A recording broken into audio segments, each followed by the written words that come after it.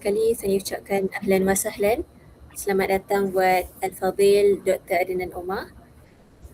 Assalamualaikum Doktor. Waalaikumsalam warahmatullahi wabarakatuh. Okey, baik. Dan tak lupa juga buat semua ibu ayah yang sudi hadir pada malam ini.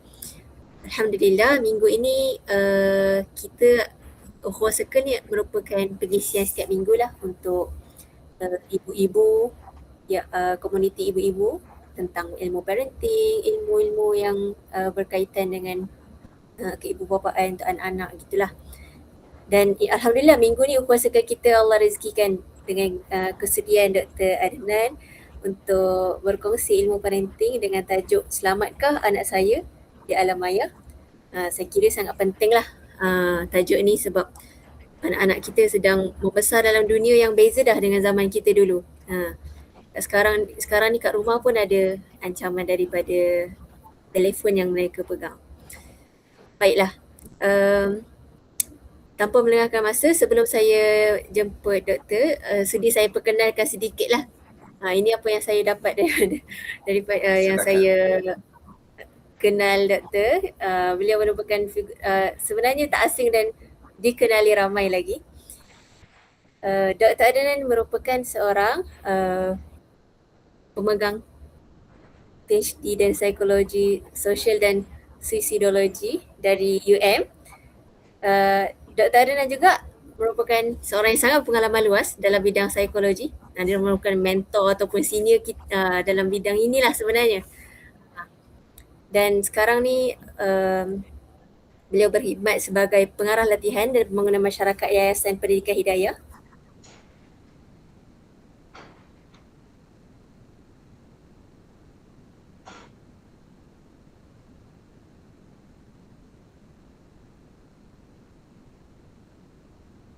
Dan jadi juga pakar. Tersekat sikit tadi. Sekarang dah okey dah. Okey. Jadinya dan yang saya lihat juga doktor sangat aktif beri ceramah pembangunan modal keibu-bapaan juga. Betul doktor? Betul. Okey. InsyaAllah, jadi tanpa membuang masa, kita sama-sama mengalukan kehadiran doktor untuk berkongsi dengan kita semua insyaAllah. Dipersilakan doktor. Okey, jazakillahu khairan katsira. Terima kasih kepada Ummu Afiah sebagai MC kita malam ni. Ya, Assalamualaikum warahmatullahi wabarakatuh. Alhamdulillahirabbil alamin wassalatu wassalamu ala asyrafil anbiya'i wal mursalin Muhammadin wa ala alihi washabihi ajma'in. Rabbi shrah li sadri wa yassir li amri wahlul 'uqdatam min lisani yafqahu qawli. Pertama-tama kalinya ibu-ibu dan ayah-ayah yang dikasihi Allah Subhanahu wa taala, syukur ya banyak-banyak pada Allah Subhanahu wa taala dalam ramai-ramai manusia yang 8 bilion dekat dunia ni ya, alhamdulillah. Allah juga lah yang memilih kita untuk sama-sama duduk dalam Ukhuwah Circle kita malam ni ya, untuk membincangkan pasal benda yang sangat-sangat besar sebenarnya ya. Bukan kat Batu Pahat je orang bincang pasal isu ni, sebenarnya dah satu dunia bincang pasal isu ni sebenarnya ya. Jadi saya ni asalnya orang Kelantan. Kepakaran saya tu sebenarnya dalam suicidology tu bidang bunuh diri ya. Lalu saya ni dikenali di Malaysia sebagai pakar bunuh diri. Bunyinya pelik sikit lah ya. Jadi itu saya punya dari segi ilmu kemahiran dan dari segi akademik tu kat situlah ya. Saya duduk kat US 14 tahun. Jadi kahwin pun kat sana. Anak 3 orang semuanya lahir kat sana lah ya. Walaupun kahwin dengan orang Jawa, kampung Parit Jawa, Sanglang, Pontian, sebab itulah duduk kat Johor. Okay. Jadi saya ni baru balik daripada Pulau Pinang. Sebab hari tu ada Jumaat yang lepas bergerak ke KL, ada program ke KL. Kemudian ke USM Pulau Pinang untuk melatih kaunselor dan clinical psychologist kat sana. Balik ke sini sedang nak balik Kelantan, nak ziarah kubur arwah mak dan ayah daripada Penang. Tapi pagi tadi ada ceramah di Johor Bahru yang tajuknya Dunia Bebas Buli Peranan Ibu Bapa. Okay, tapi sebelum ke KL tu ada ceramah di Desaru, Johor. Tajuknya sama je, Selamatkah Anak Saya di Alam Maya untuk ibu bapa di kawasan Bandar Penawar dan Desaru ya. Okay. Jadi salam perkenalan untuk ibu-ibu dan ayah-ayah di Batu Pahat. Okay, saya juga dah biasa dekat Batu Pahat dengan ceramah-ceramah untuk ibu-ibu, ayah-ayah, guru-guru dan anak-anak di sekitar situ. Jadi moga-moga Allah izinkan kita satu masa nanti untuk berjumpa di sana insya-Allah ya. Okay. Jadi jazakumullah khair katsira kerana jemput saya pada malam ni. Tajuk ni sebenarnya 2 jam setengah. Okey. Cuma kita ada more or less 1 jam. Jadi ada benda yang saya akan laju sikitlah ya. Okey. Jadi ibu-ibu dan ayah-ayah, saya ni zaman dinosaur ya. Okey. Jadi mungkin ibu ayah tu muda sikit daripada saya sebab saya ni dah atuk, dah ada 4 orang cucu pun, cucu yang sulung tu sudah pun darjah 2 sebenarnya. Okey. Jadi sebahagian daripada perkongsian tu adalah perkongsian pengalaman saya membesarkan anak-anak dan membesarkan cucu-cucu dalam konteks nak buat apa lah dengan yang dikatakan telefon pintar ni ya. Okey. Jadi saya kongsikan dulu skrinnya, dah lama tak online ni. Jadi mohon Ummu Afiah kejap ya. Nak cari kat mana, dekat entire screen tak ada, dekat window tak ada, mungkin kena tutup balik kod Dah lama sangat dia tak guna, yang keluar tu WhatsApp sahaja. Alright, kejap saya buka balik skrin saya. Kalau tidak saya panggil anak saya supaya Boleh Doktor. Tak apa. Relax je. dah lama sangat. Okay. Itu dia skrinnya, sepatutnya dah keluar dekat Windows tapi dia tak keluar. Biasa kalau kita screen Windows atau entire screen tu dia keluar kan, tapi tak keluar mana-mana. Kejap ya. Zai. Oh, Zai.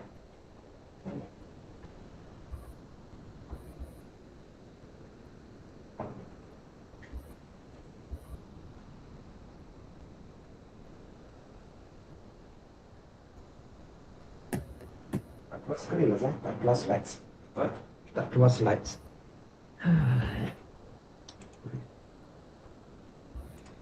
Ni. Abang nak share window. Kita keluar.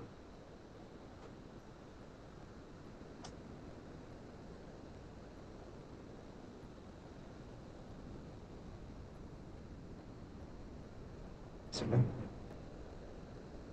Share. Kenapa ni? Ni, tak tahu, Bapak tak tahu dia yang mana boleh. Ya. Sekejap.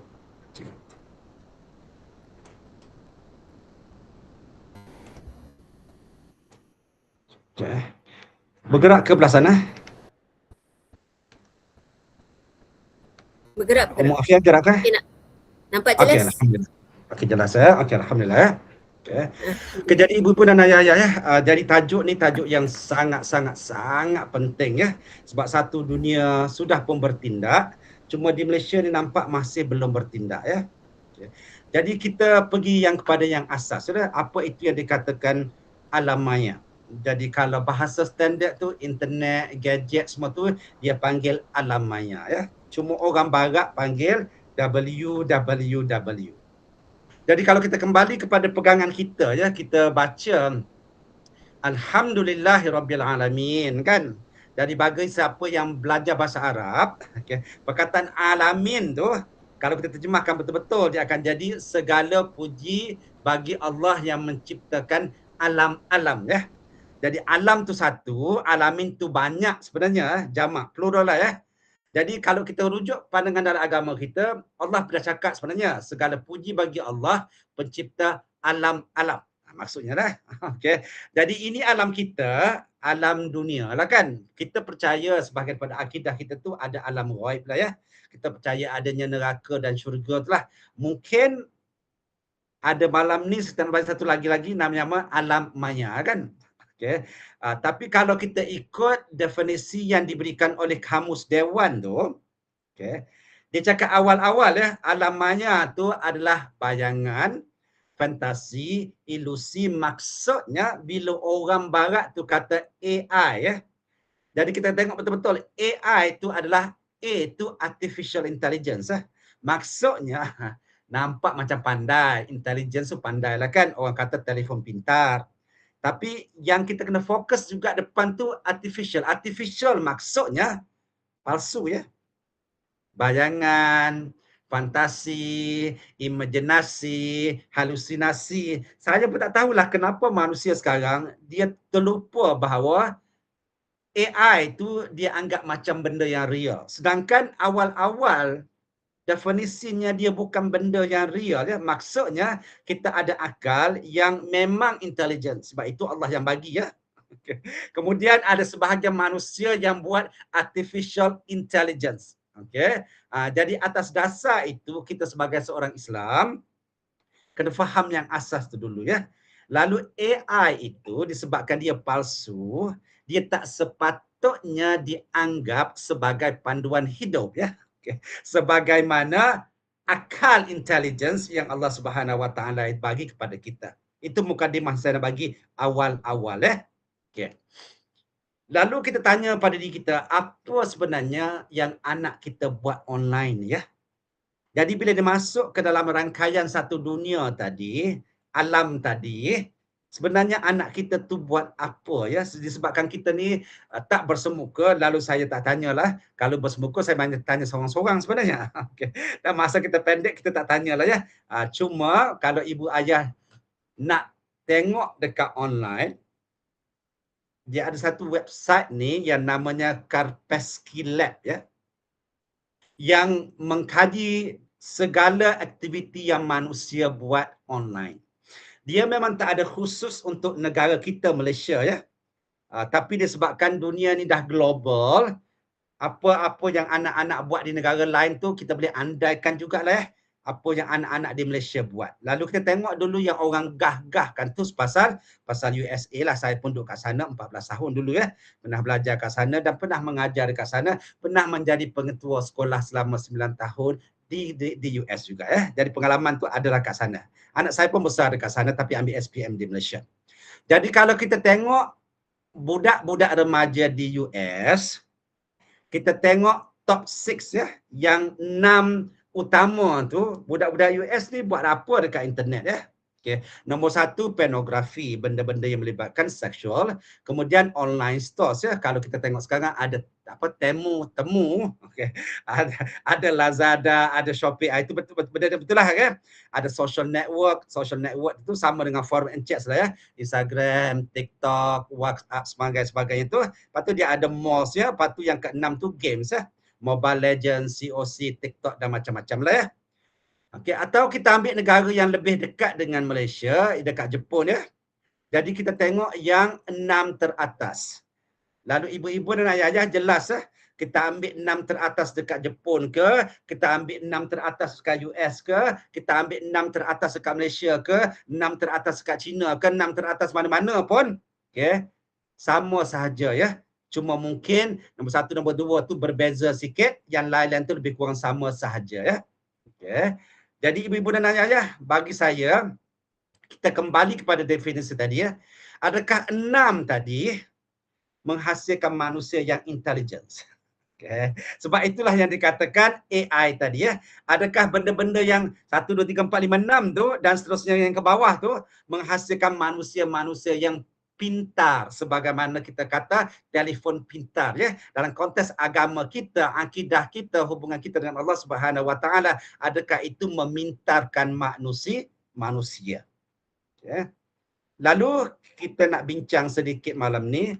Kejap dia tak bergerak, tiba-tiba dia froze dekat situ ya. Hide. Itu masalah-masalah internet ya.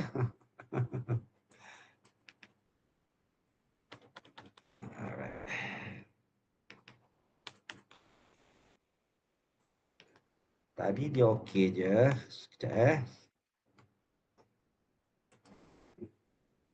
Okey. Bismillah. Okey.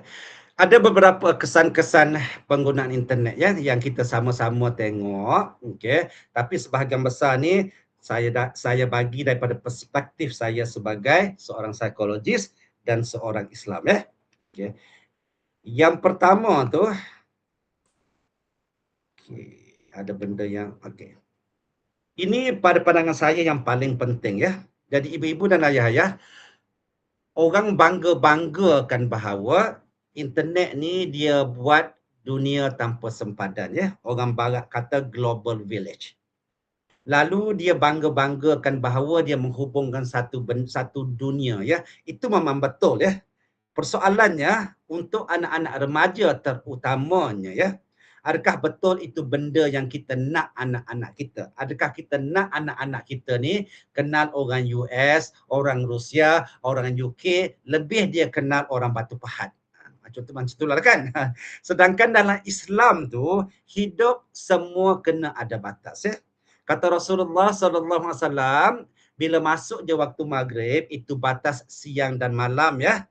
Kita kena balik rumah, solat maghrib. Rasulullah sallallahu alaihi wasallam menyambung lagi, ya.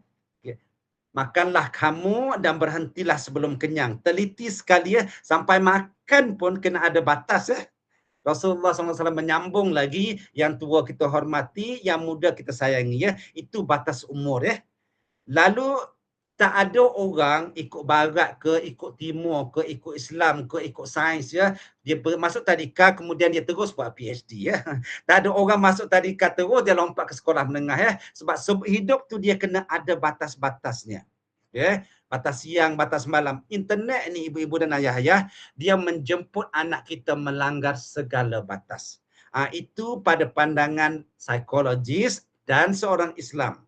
Satu ancaman yang sangat besar, ya. Maksudnya kalau anak kita pegang phone, dia boleh tengok semua benda yang orang dewasa tengok, ya. Itu bendanya. Lalu bila anak-anak ni dapat pendedahan kepada bahan-bahan yang tak sampai peringkat yang sepatutnya mereka didedahkan lah, lalu dia akan berlaku kecelaruan yang mungkin membawa kepada kerosakan-kerosakan fitrah manusia. Contoh, ya, bila saya berceramah banyak di seluruh Malaysia dalam tajuk ni, saya biasa berhadapan dengan ibu bapa yang sangat berpelajaran, ya. Ada seorang ayah minggu lepas bertanya, apa salahnya anak saya main Mobile Legends, ya? Lalu saya tanya berapa umur anak tu, dia kata 9 tahun. Lalu saya tanya apa yang baik kalau anak 9 tahun main games, ya? Lalu jawab dia, anak saya belajar conflict resolutions, ya. Belajar komunikasi berkesan melalui games ni. Saya tak menafikan game tu ada elemen-elemen macam tu, ya.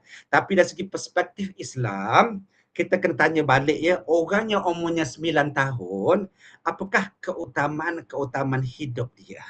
Kenapalah kita nak orang yang umur 9 tahun belajar menyelesaikan konflik dalam hidup, ya?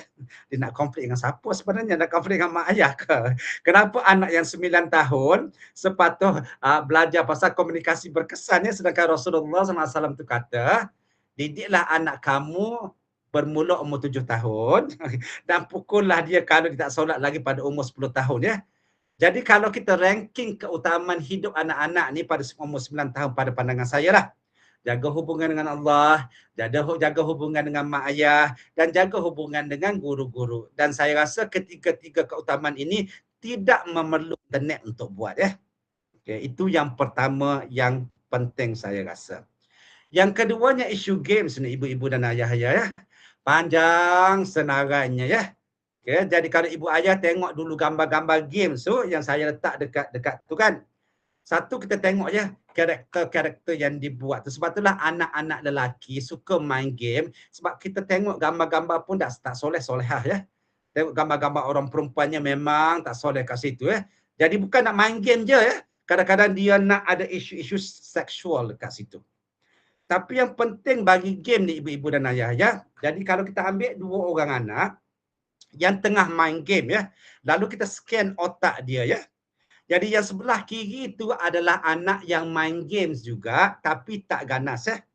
Congkak online pun ada sebenarnya kalau nak main, ya. Game bola sepak, game matematik banyak je, ya.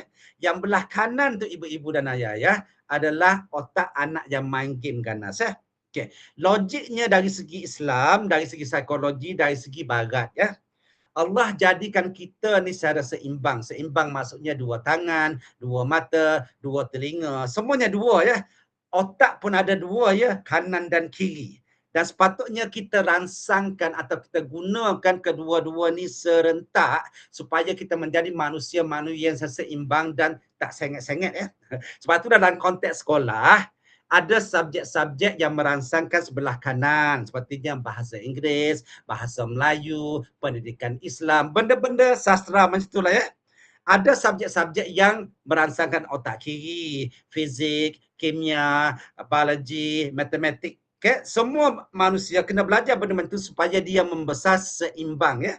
Masalah games ni ibu-ibu dan ayah-ayah, kita tengok otak yang belah kanan tu, bila dia main game ganas, ada kawasan-kawasan otak dia tu yang tak dirangsangkan, lalu dia tak merah ya. Macam inilah contohnya, saya ada 2 tangan. Katalah saya ambil satu tangan, saya tambak dekat badan saya ya. Dan saya guna satu tangan je selama 6 bulan. Selepas 6 bulan saya nak guna balik tangan kanan saya tu, dia kurang berfungsi ya sebab dah lama tak guna. Saya ada 2 kaki, katalah saya tambak satu kaki saja tu tak guna ya. Dan saya cuba berjalan menggunakan satu kaki saja selama 6 bulan ya. Selepas 6 bulan saya nak guna kaki yang saya ikat tadi balik, dia kurang berfungsi ya. Jadi ibu-ibu dan ayah, dalam jangka masa pendek, kita tak nampak ya, dalam jangka masa panjang games ni membawa kepada kerosakan otak anak-anak tersebut ya. Okay. Games ni ibu-ibu dan ayah ya, kesannya sangat banyak ya, dan sudah pun berlaku. Lalu dalam ceramah saya suka bagi contoh-contoh yang rapat dengan kita ya. Ini kes yang berlaku di SMK di Bandar Utama dan Samansara, Selangor. Mungkin ibu berayah dah perasan Okay. Jadi di sekolah ni dia ada kelas-kelas tambahan ya, kelas-kelas anak-anak pemulihan bukan tambahan ya. Lalu tahun lepas, tahun yang agak perik dalam sejarah Malaysia, banyak benda-benda yang berkaitan dengan internet ni berlaku. Seorang pelajar tingkatan 1 yang umurnya 14 tahun sebab dia kelas peralihan Cina ya, membunuh seorang kakak yang umurnya 16 tahun tapi tingkatan 3 sebab peralihan. Disebabkan cintanya ditolak, anak tadi, perempuan tadi ditikam 30 kali dengan pisau oleh anak tingkatan 1 tadi di dalam tanda sekolah, dan pisau itu dibeli online, adalah pisau yang sama yang dia guna dalam games dia main Mobile Legends. Jadi ibu-ibu dan ayah-ayah, kita orang tua mungkin kita tahu ya, itu adalah ilusi, igauan sebab kita mungkin dah dewasa ya.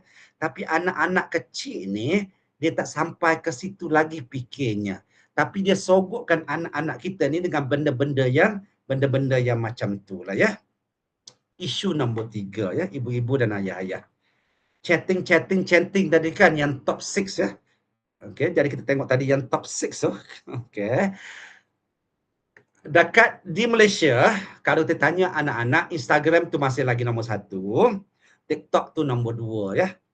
Cuma orang-orang tua macam saya ni tak, kalau Ummu Afiah tu guna apa ya, kalau kita yang tua ni mungkin guna WhatsApp dan Telegram, tapi anak-anak tu sebenarnya TikTok dan Instagram lah ya.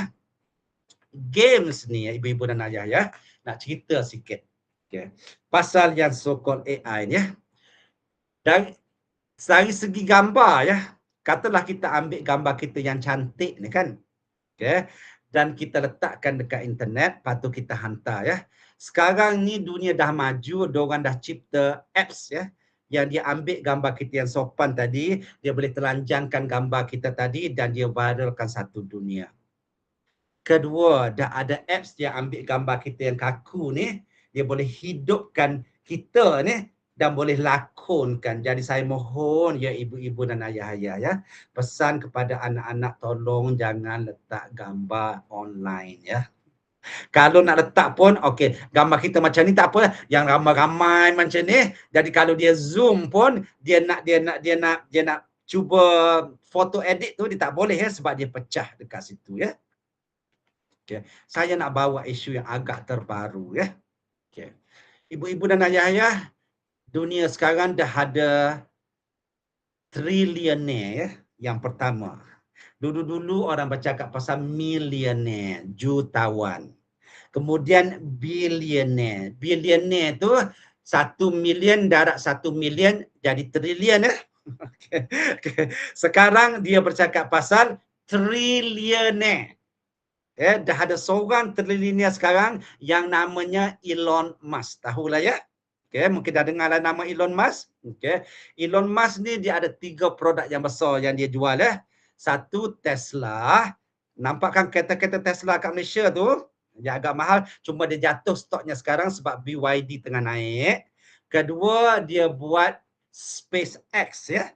Yang naik ke bulan, ke planet Marikh tu. Dan dia satu lagi produk dia jual adalah AI ya. Okey.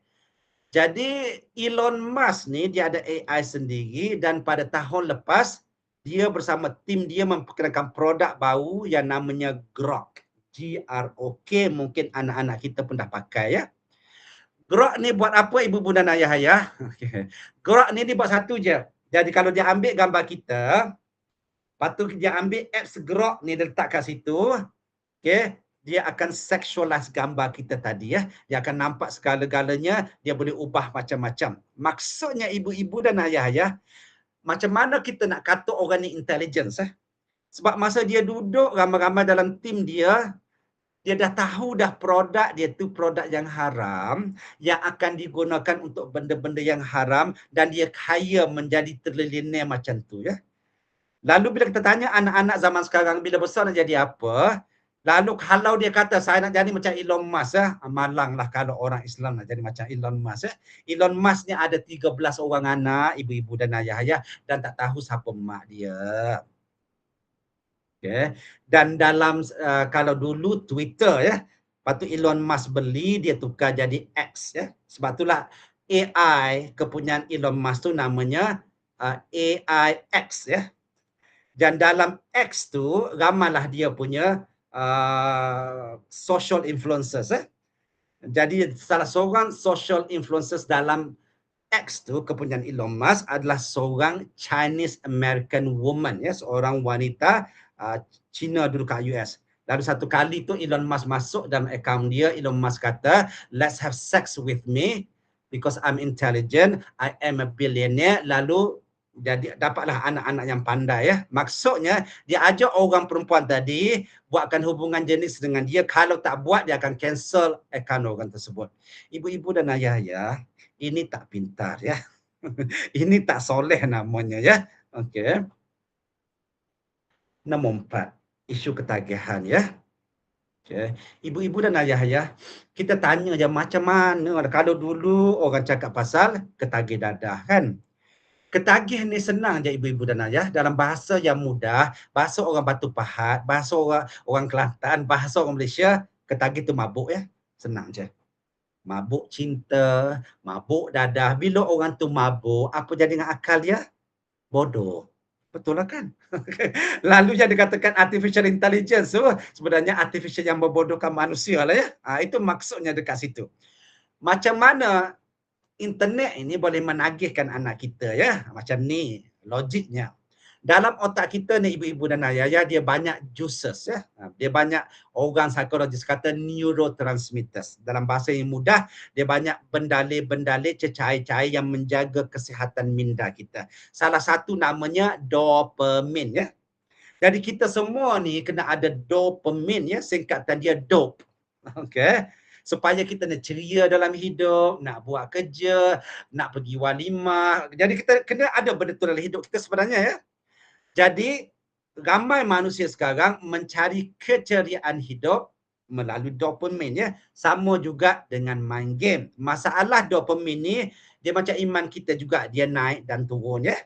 Katalah anak kita tu mula main game pada umur 9 tahun, katalah dia main game Roblox. Lalu dopamin dia penuh satu botol. Contohnya dah selepas 6 bulan dopamin tu turun jadi separuh, lalu dia rasa resah, gelisah, nak marah dengan orang. Macam itulah jadinya. Lalu dia kena penuhkan dopamin tadi supaya dia lebih stabil Jadi macam mana? Kalau dulu 1 jam, sekarang dia tambah 1 jam lagi. Jadilah 2 jam, dopamin dia naik, dia pun rasa seronok. Lepas 6 bulan dia turun balik ya. Okay. Nak penuhkan tu dia tambahkan lagi. 1 jam jadi 2 jam, jadi sekarang jadi 3 jam ya. Itulah cara dia menagihkan anak kita. Kedua, cara games ni ibu-ibu dan ayah, tembak bunuh, tembak bunuh, tembak bunuh, tembak bunuh manusia. Pertama dia menormalkan bunuh orang, sedangkan Islam bukan agama macam tu ya. Kedua, dia ada level-level ya. Okay, jadi kalau Mobile Legend tu dia nak naik level ke-7, macam nak masuk syurga yang ke-7 tu lah, yang paling mantap tu. Tapi kalau dia tengah main, tiba-tiba dia nak naik dah level tu. Lepas tu kita kata, Mat, pergi kedai, beli bawang sebab bawang ibu dah habis. Dia tak boleh berhenti. Dia tak boleh pause. Kalau dia berhenti, dia akan jadi kosong balik. Sebab tu dia marah sangat tu bila dia main game ya. Jadi itu teknik-teknik game tadi menagihkan anak kita. Lalu kita belajar bahasa Jepun sikit malam ni ya. Okay. Saya suka buat contoh-contoh yang dah ada lah ya. Jadi ibu-ibu dan ayah-ayah, Jepun satu negara yang sangat maju. Kita tahulah kan. Dia teknologinya lah. Okey, dulu-dulu kita dah belajar karaoke. Pernah dengar karaoke lah kan? Dah jadi perkataan bahasa Melayu sekarang. Kemudian kita belajar sushi. Tahu sushi lah kan? Kemudian kita belajar takoyaki, betul lah kan? Malam ni kita belajar satu lagi, hikikomori. Cuma orang Jepun tu disebut laju lah, hikikomori. Okay. Jadi definisinya ibu-ibu dan ayah ya, orang yang tak keluar rumah 6 bulan atau lebih. Okay. Jadi rosak satu negara, satu budaya ya.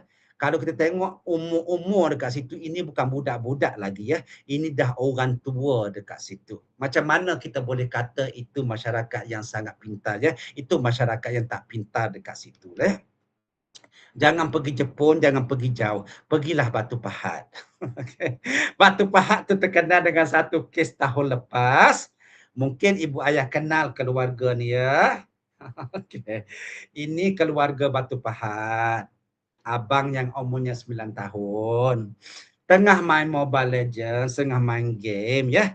Jadi dia dah dapat skor tinggi dah ni. Okay. Nak naik atas dah. Tiba-tiba adik dia yang umur 6 tahun tu kacau. Okay. Lalu dia ambil, tak tahulah, parang ke kapak ke pisau ya, sebab saya tak dapat detail pada Batu Pahat. Lalu dia cederakan, dia kelak adik tadi ya. Lalu kita tanya ya, di mana perginya kemanusiaan tadi ya. Ini bukan orang asing ya. Maknanya kalau orang ceroboh dalam rumah kita, kita kelak tak apalah. Ini adik-beradik yang duduk hari-hari ya. Dan kelak adik tu disebabkan apa? Disebabkan main game. Dia pun kan macam mana game itu boleh merosakkan akal manusia, boleh merosakkan pertimbangan kemanusiaan dan boleh merosakkan iman seseorang Islam tersebut ya. Jadi dia bukan benda-benda yang remeh-temeh ya, benda yang sangat menakutkan dekat situ. Dan dah ada anak-anak yang meninggal disebabkan games ni ibu dan ayah ya. Jadi sampai ke situ. Nombor 5, okey. Ibu-ibu dan ayah-ayah, ini isu-isu Kementerian Pendidikan Malaysia pun tak tahu nak buat apa ya. Orang suka sangat salahkan cikgu-cikgu sekolah-sekolah ya. Sekolah tak bagi phone ya. Yang bagi phone tu kita sebenarnya ya. Okay. Jadi ibu-ibu dan ayah-ayah, sebab kita semua orang dewasa dekat sini ya, isu sexuality ya. Bagi Islam ini benda yang sangat kena jaga ya. Islam sangat-sangat menjaga isu-isu ikhtilat, isu-isu pergaulan lelaki dan perempuan, isu-isu benda ni lah. Okay. Lalu kita tengok gambar kat situ ya. Yang sebelah kiri sekali itu adalah otak yang sihat. Yang tengah tu otak yang rosak disebabkan ketagih dadah ya. Yang belah kanan tu rosak disebabkan ketagih pornografi atau bahan-bahan lucah ya. Jadi ibu-ibu dan ayah-ayah, kalau dia rosak disebabkan ketagih dadah, mungkin boleh masuk pusat pemulihan dadah ya. Kalau rosak disebabkan pornografi ni, dia tak ada ya pusat pemulihan pornografi ke apa-apa. Kan nak buka cawangan, nak buka kedai, buka klinik dekat Batu Pahat tu mungkin untung lah ya. So, itu yang pertama dekat Malaysia kalau nak buat. Kesannya ibu-ibu dan ayah-ayah, kita boleh nampak ya pada kadar penceraian di Malaysia sekarang ya. Jadi anak-anak yang ketagih pornografi ini dalam jangka masa pendek kita tak nampak kesannya, tapi bila dalam kahwin nanti ada macam-macam masalahnya nanti ya. Jadi ibu-ibu dan ayah-ayah, saya nak bawa satu contoh ya. Dekat online ni ibu-ibu dan ayah-ayah, kalau anak kita ada telefon, dia boleh masuk kepada lebih kurang 400 lebih website yang percuma untuk seksual ya. Saya ulang, 400 lebih. Saya cuma ambil satu malam ni saja untuk bawa sebagai contoh ya. Nama dia Pornhub ya. Memang pusat dia dekat US, tapi dunia tanpa batas yang saya sebutkan awal tadi ya. Dia sampai kat mana-mana, termasuklah Curug-Curug Batu Pahat pun. Dekat situ orang yang masuk website Pornhub ni ibu-ibu dan ayah-ayah berjumlah 115 juta manusia setiap hari ya. Kalau kita tanya rakyat Malaysia ni berapa ramai? Rakyat Malaysia ni cuma 33 juta je ya. Yang masuk dekat situ setiap hari tu lebih daripada rakyat Malaysia darab 3, darab 4 ya.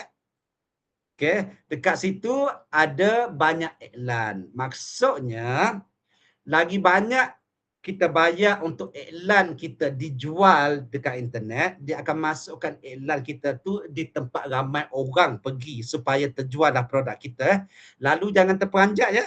Kalau kita jumpa iklan Darul Mariam dekat Pornhub, bukan syarat Darul Mariam ya. Tapi itu cara AI buat. Jangan terkejut kalau kita jumpa contohlah iklan Jabatan Agama Islam Negeri Johor dekat Pornhub ya, bukan salah Jabatan Agama ya. Okay. Itu cara AI buat. Lagi kita bayar banyak untuk iklan kita tersiar, dia letakkan di website yang orang ramai pergi ya. Okey. Okey, kalau kita ukur storage dekat phone kita ni kan, yang paling sikit tu nama dia bytes. Kemudian atas tu ada megabytes. Lepas tu dia ada gigabytes. Lepas tu dia ada terabytes. Paling atas Jadi konten Pornhub tu kita boleh tengok 15 terabytes. La ilaha illallah Muhammad Rasulullah, ibu-ibu dan ayah-ayah ya. Lalu kalau anak kita tengok memang tak habis-habis bahannya, satu dunia dekat situ. Jadi ibu-ibu dan ayah-ayah itu bendanya ya. Lalu saya nak bawa satu contoh yang sangat menakutkan. Okay. Sambil-sambil kita borak ni, saya minta ibu ayah pergi Google kalau boleh. Cuba letak dekat Ustaz Google tu. Nama Richard Huckle ya. Lepas tu saya akan tanya nanti sekejap lagi. Apa jadi dengan Richard Huckle Richard Huckle ni rakyat Britain ya. Masuk ke Malaysia 2007, keluar daripada bumi Malaysia ni 2015 ditaja oleh satu NGO, satu gereja dekat Petaling Jaya untuk mengajar anak-anak Malaysia ni dua subjek ya. English dan Bible Studies. Bible Studies tu pengajian kitab Injil ya. Selepas berada di Malaysia pada tahun 2015 dia balik ke UK ya, sebab dia rakyat UK lah ya. Bila dia balik ke UK, polis dekat UK ni syak bahawa dia ni adalah pedofilia ya. Pedofilia ni salah satu penyakit seksual di mana orang dewasa sukakan kanak-kanak yang belum balik ya untuk tujuan-tujuan seksual. Jadi ibu-ibu dan ayah-ayah banyak penyakit seksual dekat dunia, sebab saya ni pakar bunuh diri, pakar sakit minda tu lebih kurang lah. Okay, dia ada nekrofilia. Nekrofilia tu seks dengan mayat. Dia ada zoofilia. Zoofilia tu seks dengan binatang. Dia banyaklah kategori-kategorinya. Malam ni pedofilia. Pedofilia tu orang dewasa yang suka ke kanak-kanak yang belum balik untuk tujuan seks. Lalu bila dia balik ke UK, polis serbu rumah dia dan polis rampas phone dia dan polis rampas laptop dia ya.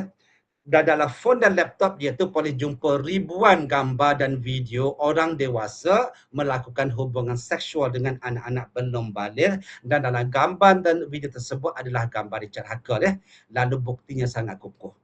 Lalu dibicarakan di mahkamah, Richard Huckle dijatuhkan hukuman 22 life sentences ya, sebab dia tak ada hukuman gantung dekat UK, ibu-ibu dan ayah ya. Satu life sentence 65 tahun kalau kat UK ya. Lalu dia kena duduk dalam penjara 22 darab 65 tahun ya. Sebab dia disabitkan melakukan aktiviti seksual tadi dengan 200 orang anak-anak yang umurnya 6 bulan hingga 12 tahun ya. Dan kebanyakan anak-anak tadi, ibu-ibu dan ayah-ayah adalah anak-anak Malaysia ya. Lalu saya tengok masa perbicaraan dia dekat UK tu, sebab dia live on YouTube sebenarnya ya. Dan pada peringkat jatuh hukuman tu, hakim tanya Richard Huckle depan-depan ya. Soalannya, why did you choose Malaysia? Kenapa kamu pilih Malaysia? Lalu dengan senyum dia jawab apa? Dia jawab, because parents in Malaysia give phones to their kids at a very young age? Jawab dia, sebab ibu bapa Malaysia ni memang bagi phone pada anak-anak mereka pada umur yang sangat kecil lagi ya. Jadi ibu-ibu dan ayah-ayah, ini warning bagi kita semua ya. Dah search ke apa jadi dengan Richard Hacker dekat internet? Okay. Dia dibunuh ya, sebaik saja dia masuk penjara. Dia dibunuh oleh panduan-panduan yang lain. Jadi ibu-ibu kadang ayah-ayah, saya kadang-kadang risau je kalau kita masuk restoran. Katalah ada mak ayah, lepas tu ada 3 orang anak kan. Okay. Semua lepas order tu katalah anak yang paling kecil tu umur 6 bulan kan. Lepas tu mak dia pun tarik kursi yang tinggi tu, dia letakkan anak dia kat kursi tinggi tu. Lepas tu dia buat apa dengan anak tadi, dia letak phone kat situ lah kan. Jadi ibu-ibu dan ayah-ayah, anak 6 bulan kalau dia sihat, sepatutnya dia berlari-lari dalam restoran tu, dia pergi jumpa dengan Ummu Afiah, dia tanya makan apa. Okay. Dia cuit orang sana, itu namanya sihat ibu-ibu dan ayah-ayah ya. Kalau anak 6 bulan tiba-tiba senyap, tak buat apa-apa, itu sebenarnya sakit ya. Sakit minda dan sakit fizikal. Yang menyakitkan dia siapa? Kitalah sebagai mak dan ayah yang menyakitkan dia ya. Lalu saya tunjukkan, saya minta maaf, saya tunjukkan gambar-gambar pedofilia Malaysia ya. Ini adalah grup WhatsApp. Cuba tengok ada berapa orang kat situ. Ada lebih kurang 700 lebih orang dekat situ ya. Jadi ibu dan ayah, kalau kita bagi phone pada anak kita ya, setiap phone tu ada nombor ya. Tiba-tiba salah seorang pakcik-pakcik ni jumpa nombor anak kita. Lalu dia add lah nombor tu kat situ kan. Dan orang-orang jahat ni akan cari juga anak-anak kita ya, dia bagi coklat, dia dipujuk macam-macam dan banyak kes anak-anak yang hilang tengah malam macam tu je. Kalau kita mungkin kenal orang jahat sebab kita orang dah tua ya. Budak-budak manalah tahu pasal benda-benda yang macam ni ya. Okey. Dan di peringkat sekolah ke mana-mana Malaysia dah teruk sangat benda-benda macam ni. Kalau kita pergi Hong Kong, kita pergi Singapura, 4 remaja daripada setiap 1000 remaja tu akan mengandung setiap hari.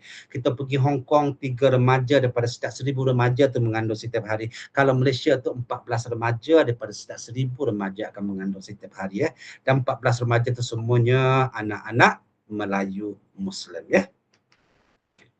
Nombor 6. Okey, kita habiskan yang ni ya, walaupun banyak lagi. Jadi pada pandangan psikologis Muslim macam saya ni, nombor 1 tadi yang isu sempadan, nombor 6 ni antara yang sangat penting untuk orang-orang Islam faham ya. Lalu ibu-ibu dan ayah cuba tengok gambar dekat situ ya. Lalu kalau anak kita ni suka sangat duduk kat internet, pakai earphone, tengok tu kan. Dalam banyak-banyak deria yang kita belajar zaman-zaman sekolah kita dulu, deria manakah yang dirangsangkan sangat oleh phone ni? 2 je ya, mata dan telinga. Mata dan telinga saja. Sedangkan ibu-ibu dan ayah-ayah, inilah manusia ya. Bila Allah kata wa idh qala rabbuka lil malaikati inni ja'ilun fil ardi khalifah dalam surah Al-Baqarah ayat 30 ya. Allah mewawarkan kepada semua penduduk syurga. Ketika tu yang kita tahu dah adanya iblis, dah adanya malaikat. Allah kata, ini ciptaan saya yang baru yang namanya Adam, yang spesiesnya manusia, yang saya nak suruh jadi khalifah ya. Sebab dia ada akal ya. Jadi kekuatan manusia tu ibu-ibu dan ayah-ayah berada di akalnya. Kita fikir, kita rasa, kita buat. Okay. Kalau kita guna mata dan telinga saja, itu namanya mamalia, macam binatang ya. Okay. Lalu kekuatan manusia itu berada di akalnya ibu-ibu dan ayah-ayah. Dan internet itu tidak merangsangkan akal yang cerdik. Lalu macam mana kita nak jadi khalifah kalau akal itu dibodoh-bodohkan oleh internet ya. Logik manusia ni, kita fikir, kita rasa, kita buat. Kalau anak-anak tu fikir solat tu penting, dia rasa seronok untuk bersolat, lalu dia akan bangun pukul 2-3 pagi pun dia akan solat lah ya. Kalau dia fikir Mobile Legends itu penting, dia rasa seronok untuk main Mobile Legends, sama juga ibu-ibu dan ayah-ayah pukul 2-3 pagi pun dikerahkan anggota dia ni untuk main Mobile Legends ya. Okay. Tapi kita sepatutnya orang Islam, ada satu lagi ruang yang keempat tu namanya kerohanian ya, spirituality. Sepatutnya fikir kita, rasa kita, buat kita tu dalam framework, dalam panduan-panduan Islam, Quran dan sunnah dekat situ ya. Jadi itu panduan kita. Lalu ibu-ibu dan ayah ya, sebab itulah dalam konteks pendidikan dia ada kemahiran berfikir aras tinggi ya. Tanyalah cikgu mana-mana pun dia tak ada kemahiran berbuat aras tinggi, kemahiran merasa aras tinggi, tak ada ya. Sebab fikir tadi yang penting dan internet itu dia menghantam pemikiran tadi ya. Okey, lalu kita ambil kes batu pahat tu, macam mana dia boleh fikir bahawa dia boleh kelar anak-anak adik dia tadi disebabkan game saja. Sebab fikir dia pasal game tu sudah jauh sangat dengan cara Islam berfikir pasal benda-benda yang tadi ya. Okey. Itu yang secara umumnya. Walaupun banyak lagi sebab masa tak ada, sebab kita nak fokus sikit nak buat apa. Okey. Setelah kita tahu benda yang tak elok tu, kita tanya diri kita nak buat apa ya. Sebelum kita jawab apa yang kita nak buat, kita tengok dulu apa yang satu dunia buat. Ya, ibu-ibu dan ayah-ayah yang saya nak pancarkan ni semuanya dalam bahasa Inggeris, tak payah tak faham pun tak apa, saya ringkaskan sahaja. Cuma saya nak cakap bahawa satu dunia sudah pun mengambil langkah-langkah yang mereka rasa elok ya dalam penggunaan internet ya. Jadi kita bermula dengan Sweden. Sweden ni satu negara di Eropah ya. Sweden ni satu negara yang paling maju internet pada awalnya sebab dia lah negara yang mengeluarkan phone Nokia. Tetaplah Ummu Afiah generasi lama ke tidak ya. Dulu ada satu phone namanya Nokia, sangat maju ya. Sebelum ada iPhone, sebelum ada Samsung dan macam-macam tu, dia ada satu brand yang namanya Nokia ya. Itu produk Sweden. Orang paling maju dulu-dulu ya. Pada tahun 1996 Sweden melancarkan digital learning ya, belajar online. 2022 Sweden buat U-turn ya. Dia hapuskan semua penggunaan internet, dia cetak buku balik, dia buka perpustakaan balik, dia kata anak-anak ni kena belajar macam dulu-dulu, dia kata. Sebab dia kata kami dah ada bukti daripada 1996 sampai 2022 bahawa internet ni dia merosakkan manusia. Pertama, tak cerdik pun. Okay. Kedua, dia kata anak ni swipe. Tahu tak swipe generations? Maknanya kalau dia tengok YouTube, dia tak suka, dia swipe. Jadi maksudnya kalau dia masuk dalam kelas, dia tak suka matematik, dia buat apa? Dia pun suak lah minda dia balik kampung. Ya. Lama-lama dia tak boleh fokus lama-lama. Lalu dia jadi benda-benda yang macam itulah. Terutama bagi anak-anak, pendedahan tu awal sangat kepada internet. Ya. Okey, jadi dekat dunia ni ibu-ibu dan ayah-ayah, pada penghujung 2024 ya, 85% daripada negara dunia ni sudah pun bertindak nak buat apa dengan internet ya. Tapi Malaysia belum buat apa-apa lagi. Antara yang pertama itu Australia yang mengatakan anak-anak yang 16 tahun ke bawah dia tak boleh melayari internet ya, kecuali ada beberapa apps sahaja, terutama yang berkaitan dengan education pendidikan ya. Lepas tu diikuti oleh Spanyol, diikuti oleh Netherlands dan kebanyakan negara-negara di Eropah termasuklah Denmark, Perancis dan Spanyol, semuanya sudah pun bertindak ya. Ada yang kata 16 tahun ke bawah, ada yang kata 15 tahun ke bawah, ada yang kata 14 tahun ke bawah ya. Mereka mula bertindak ya. Okey, China lagi hebat ya. Okey, China tu anak-anak yang bawah 6 tahun 1 jam je seminggu. Macam itulah ya. Okey. 8 dengan 16 tahun 2 jam je seminggu boleh tengok ya. China lagi hebat ya. Dia sebenarnya dia letak dekat phone ni sebagai reminder ya. Katalah anak kita 8 hingga 16 tahun. Okey. Dia limit dia 1 jam sahaja. Lalu negara China tu dia letakkan dia punya peringatan dekat phone. Jadi bila anak kita dah main setengah 30 minit, dia akan ingatkan kamu cuma tinggal 30 minit sahaja. Lepas ni phone kamu akan off ya. Itu cara orang Cina buat. Jadi Cina melancarkan benda ni dah agak lama. Contohnya anak-anak yang 18 tahun ke bawah, dia boleh main game 2 jam seminggu sahaja. Okay. 1 jam Friday night, 1 jam Saturday night, itu saja. Kalau dia main di luar tu, okay, dia tak saman mak ayah, dia tak saman anak-anak ya, dia akan saman game company. Itu yang Cina buat. Welcome to Malaysia, kita masih tak buat apa-apa ya. Itu tengok senario dunia ya. Lalu kita kembali kepada apa kita nak buat ibu ayah, sebab kita bukan rakyat Sepanyol, kita bukan rakyat mana-mana, kita rakyat Malaysia. Lalu negara tak bertindak, kita kena bertindak. Okey. Disebabkan kekangan masa, pertama, pada pandangan saya ni lah ya, dengan secara rendah diri sebagai seorang Islam, saya rasa ini benda yang besar ya.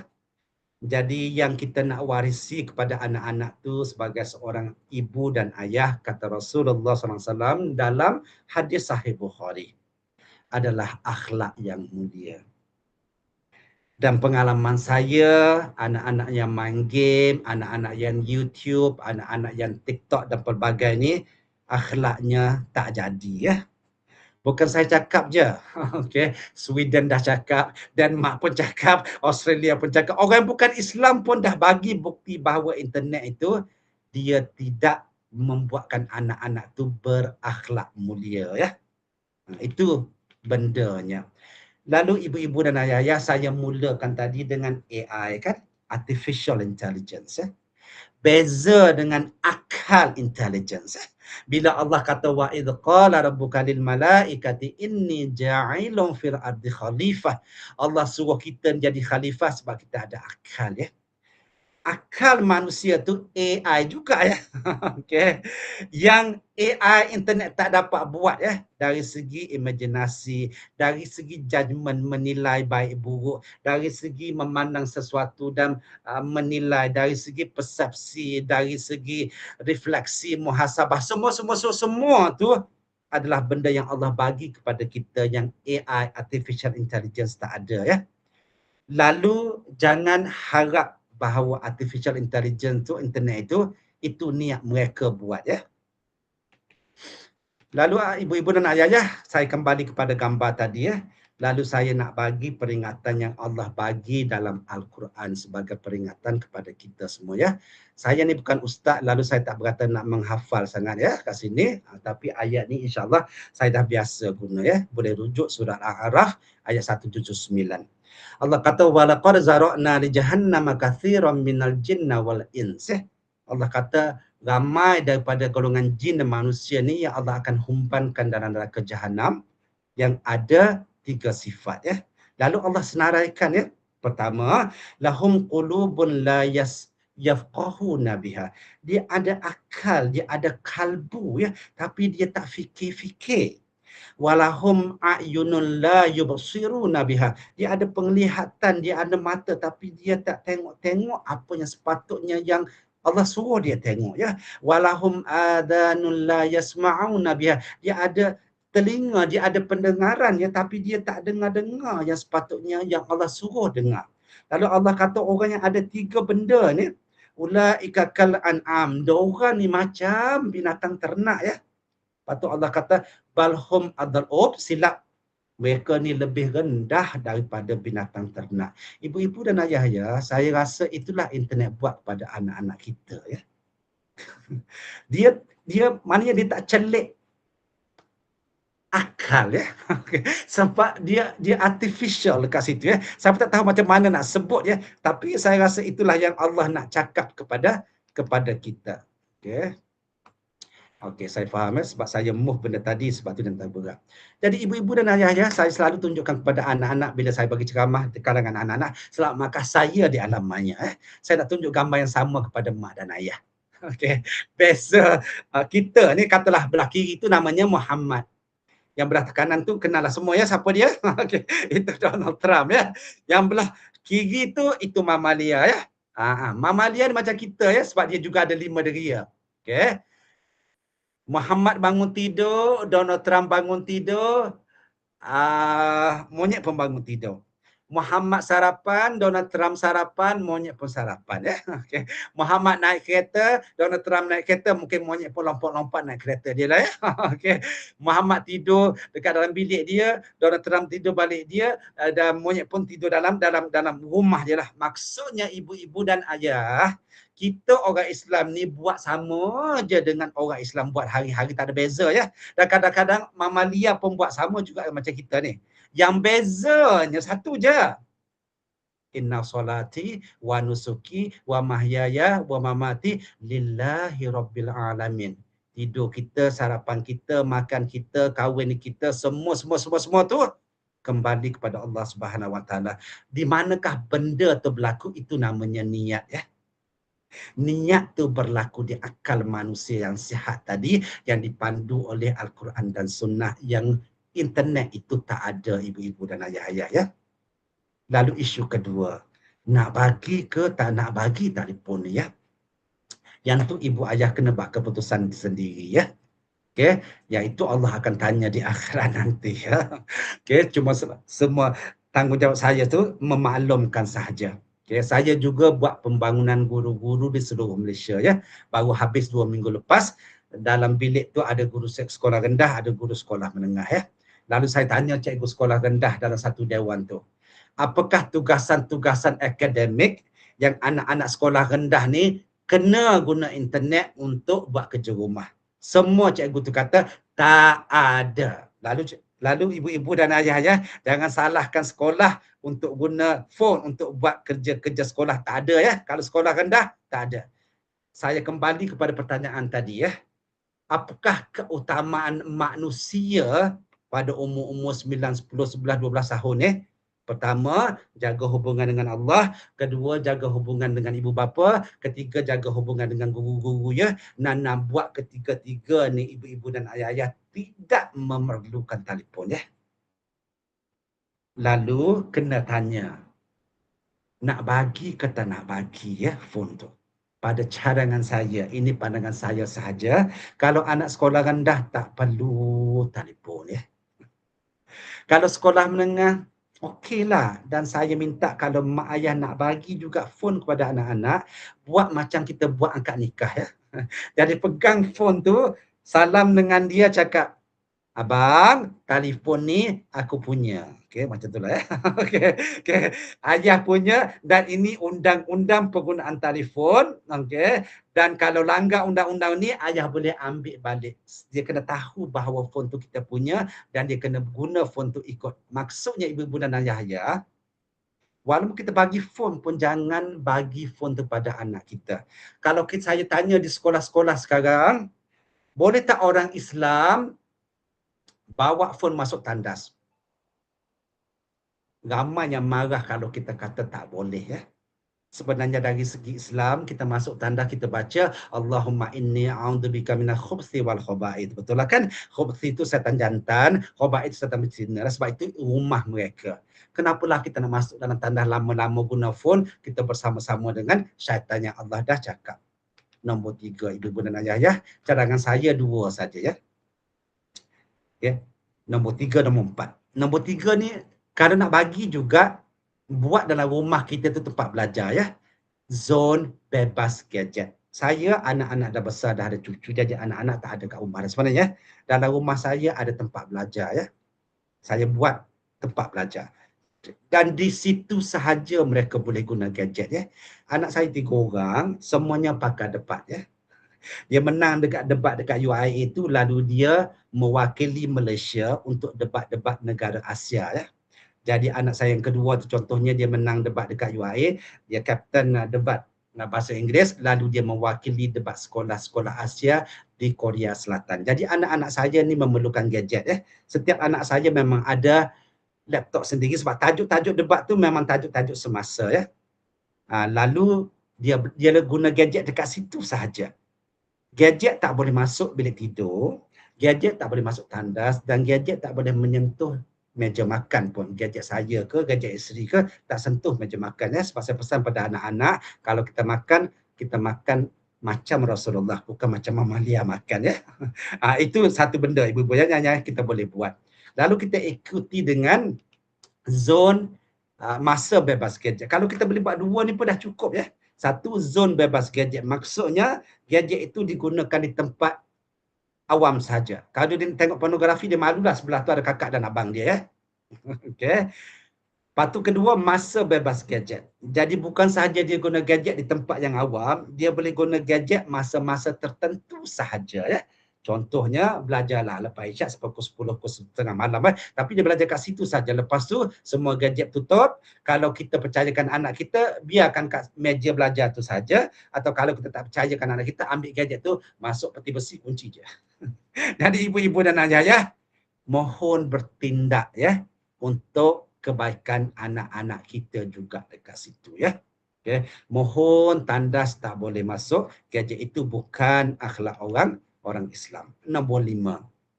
Allah dah pesan ya dalam surah Al-Hujurat pasal isu tabayyun. Inilah hebatnya Islam ya. Okey, dia dah boleh tengok masa ke depan. Okey. Jadi saya pagi tadi kami bedah surah tabayyun ya dalam isu buli sebab banyak sangat pengajaran-pengajaran yang jadi bila kita sebut pasal cyberbullying ya. Okey. Satu terminologi baru tu cyberbully lah. Okey, cyberbully tu kita bagi dalil pasal tabayyun ya. Jadi kata Allah Subhanahu Wa Taala tu, wahai orang beriman ya ayyuhallazina amanu, kalau masuk dalam phone kamu tu okey, ada benda-benda yang tak elok, yang kita tak tahu sahih ke tak sahih, jadi kita kena tabayyun dulu, kena selidik dulu ya. Kata 2-3 tahun yang lepas keluarlah satu video pasal Ustaz Abid Liu melakukan zina di salah satu bilik hotel di Petaling Jaya. Bagi siapa yang kenal Ustaz Abid Liu, masuk dalam WhatsApp, katalah dia masuk dalam WhatsApp kita, anak kita, kita buka. Soalannya nak buat apa? Jadi Allah kata, tabayyun dulu, periksa dulu. Okey. Katalah kita periksa video tadi, tiba-tiba dia tak sahih. Buang je lah, jadi delete je lah. Katalah kita selidik, katalah dia sahih. Nak buat apa ya? Jadi ini akal ya, akal manusia saja yang boleh fikir nak buat apa yang bukan artificial intelligence lah. Okey, Allah kata kalau kita jaga aib manusia dekat dunia ni, akhirat nanti Allah jaga aib kita yang banyak ni kan. Sekiranya benda tu sahih sekalipun, bukanlah kita boleh sebar-sebarkan kan. Kalaulah kita betul-betul nak betulkan Abid Liu, kalau kita rasa benda tu betul, nak buat apa dengan video tadi? Yang masalahnya anak sekarang nak betulkan Abid Liu ya, tapi forward video tadi kepada Rosmah Mansur lah, kepada Donald Trump, kan nak buat apa? Okay. Kalau betul-betul nak pesan pada Abid Liu, pergilah jumpa Abid Liu dan borak-boraklah dengan Abid Liu ya. Apa gunanya internet tu kalau kita nak betulkan dia? Itu faham ya? Itu namanya tabayyun. Nombor 6. Ibu-ibu dan ayah-ayah, pesan kepada anak-anak kita tu, dia ada lagi wifi yang percuma sepanjang masa, namanya online bersama Allah. Okay. Yang percuma, yang Allah sentiasa dengar kan. Jadi kalau saya ada anak-anak kecil zaman sekarang, saya pergilah kedai yang buat panting, yang buat banner tu, buat besar-besar kat situ, online bersama Allah tanpa dalam bilik tidur anak kita ya. Okay. Supaya anak-anak itu rasakan ihsan kepada Allah Subhanahu Wa Taala tu kan. Okay, Allah melihat, malaikat mencatat ya. Nombor 7 yang agak penting ya. Ibu-ibu dan ayah-ayah, kadang-kadang anak-anak tu capai phone sebab dia rasa bosan ya. Sebab dia rasa tak ada benda yang nak dibuat. Lalu saya cadangkan ibu-ibu dan ayah-ayah, tambahkanlah aktiviti offline ya. Offline maknanya aktiviti yang tak payah guna phone. Yang mak ayah kena rancang lah. Bukanlah saya nak mak ayah pergi zoo setiap hujung minggu ke kan, benda-benda tu kan. Okay. Jadi ambillah rutin-rutin atau benda-benda yang dah kita buat hari-hari tu, contohnya masak, solat, lipat baju, basuh kereta, berkebun, apa-apalah yang kita dah biasa buat dalam rumah kita tu, okey, tambah 2 benda kepada benda tadi ya. Pertama, buat sama-sama. Itu maksud saya. Jadi kalau dulu basuh baju seorang-seorang, sekarang sama-sama. Kalau dulu masak seorang-seorang, masaklah sama-sama dengan anak-anak ya. Kenapa ibu-ibu dan ayah ya? Saya ambil memasak ya, sebab masak ni satu benda yang berlaku setiap hari. Jadi kalau kita masak dengan anak-anak, masa masak tadilah kita boleh mengajar anak-anak ni banyak benda ya. Percayalah ya, ramai anak-anak yang tak tahu kangkung, bayam, bok choy tu dah tak kenal ya. Pernah saya jumpa sekumpulan anak-anak di tempat dan saya tanya, ayam tu ada berapa kaki sayang? Ada yang jawab 4 kaki ya. Sebab dia orang kenal KFC saja, dia tak pernah jumpa ayam yang hidup ya. Jadi saya ni walaupun orang barat, okey, kerana masa kecil-kecil lah masa kat US tu kan, katalah saya nak masak pizza kan. Okey, lalu kami panggil keluarga kami the party of 5 sebab 5, Umi, baba dan 3 orang anak. Jadi katalah saya nak masak pizza lalu kita beli dough yang besar yang bulat tu kan. Lalu dia akan ada 5 corner kat situ ya. Ini corner Umi, ini corner baba, lepas tu anak saya yang sulung ketika tu dia suka cheese, keju ya. Lalu dia letaklah keju-keju dia minat. corner anak lelaki tengah tu dia minat seafood, lalu dia lambatkanlah seafood ya. Corner yang bongsu tu corner dia nak vegan dah. Yang vegetarian tu dia letaklah vegetarian. Jadi kami masak sama-sama, lepas tu kami makan sama-sama ya. Jadi sambil-sambil masak tu ibu-ibu dan ayah katalah kita potong bawang, kita suruh anak-anak potong bawang. Tiba-tiba dia menangis. Jadi kita gunakan benda tu, oh abang, dalam bawang tu sebenarnya yang menyebabkan orang menangis tu ada bahan kimia apa ya. Jadi itu namanya tingkatkan kebersamaan tadi ya. Kedua, ambil rutin yang biasa dan tingkatkan makna perbuatan tadi ya. Okay. Lalu bila kita buat bersama-sama, sebab Islam tu sangat penting dari segi ukhuwah, tautan hati ke hati tu, dan kita akan ada masa-masa untuk bertanya anak-anak, okay? Bertanya sesuatu masa kita buat aktiviti tadi. Lama-lama kita rapat dengan anak-anak ya, dan anak-anak tu rasa tak perlu sangat dia ada phone dengan dia. Lalu saya tutup dengan yang terakhir ya. Jadi ibu-ibu dan ayah-ayah, apa-apa pun jadilah kita contoh yang baik ya. Jangan kita marah anak kita main phone, sambil-sambil marah tu kita pegang phone ya. Itulah maksudnya lah kan. Okey, lalu saya tutup dengan saranan yang terakhir, bukan untuk internet saja, untuk segala-galanya sebagai keibubapaan kita. Anak yang melihat ibu bapanya berkhianat, dia tak mungkin belajar amanah. Anak yang melihat ibu bapanya selalu mengikut hawa nafsu, dia tak mungkin belajar keutamaan. Anak yang melihat ibu bapanya berkata kufur, caci maki dan celaan, dia tak mungkin belajar bertutur manis. Anak yang melihat ibu bapanya marah, bertegang urat dan emosi, dia tak mungkin belajar sabar. Anak yang melihat ibu bapanya bersikap keras dan bengis, tidak mungkin dia belajar kasih sayang. Dan anak yang melihat ibu bapanya berbuat dusta, dia tak mungkin belajar jujur ya. Jadi ibu-ibu dan ayah-ayah, itu sedikit perkongsian. Saya tak pasti pukul berapa dah ni kan. Okey. Okey. Okey, terlebih sikit. Terlebih 14 minit ya. Jadi alhamdulillah ya. Okey, jadi jazakumullahu khairan katsiran kepada ibu-ibu dan ayah-ayah yang sudi bersama kita, dan moga-moga perkongsian sikit tadi memberikan manfaat kepada kita semua, dan jutaan kemaafan saya mohon, sudah tentunya banyak kekurangan-kekurangan dan kelemahan semasa perkongsian tadi ya. Jadi wallahu alam, jadi saya serahkan kembali kepada Ummu Afiah sebagai MC kita malam ini. Dipersilakan. Baik, alhamdulillah. Jazakallah khairan katsira buat Dr. Adnan atas perkongsian yang Masya Allah, penuh dengan input, penuh dengan yang menyedarkan otak kami semua tentang betapa bahayanya internet alam maya ni lah buat anak-anak kita. Alhamdulillah kita dapat belajar hari ni, ibu-ibu sekalian, yang internet ni buat anak kita, senang kata, tak celik akal lah. Betul. Buat anak kita lupa. Saya boleh katakan internet ni boleh membuat anak kita lupa matlamat dan hadaf sebenar kehidupan dia datang kat dunia ni. Jadinya bila dia lupa dia punya matlamat, maka hilanglah panduan hidup.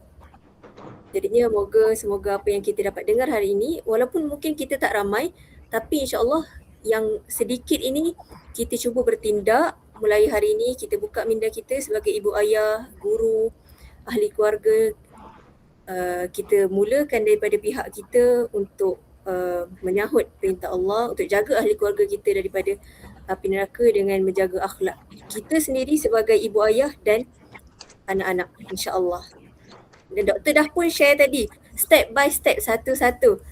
InsyaAllah, bagus. Saya rasa macam jelas. Ibu-ibu ayah kat sini tahu dah apa nak buat lepas ni. Dia bukan setakat datang di sini untuk dengar keburukan, tapi tahu dah apa nak buat dengan anak-anak lepas ni. Alhamdulillah. Terima kasih banyak doktor. Saya sangat hargai perkongsian doktor pada hari ini. InsyaAllah semoga Allah balas dengan kebaikan yang banyak, insyaAllah. Dan semoga ada rezeki. Semoga ada rezeki untuk kita berjumpa lagi, insyaAllah. InsyaAllah. Saya dekat Senang je, tak jauh dengan Batu Pahat, insyaAllah. Oh ya Allah, dekat je. Dekat je. Ada rezeki boleh datang ke Dharma-Riyah, insyaAllah doktor. InsyaAllah. InsyaAllah, buat semua yang hadir juga pada hari ini, terima kasih semua. Jazakumullah khair. kita tutup kita punya pertemuan pada hari ini dengan tasbih kafarah. Subhanakallah. Subhanallah, bihamdika, asyhadu an la ilaha illa anta. Okay, Assalamualaikum warahmatullahi wabarakatuh. Waalaikumsalam warahmatullahi wabarakatuh. Terima kasih Doktor.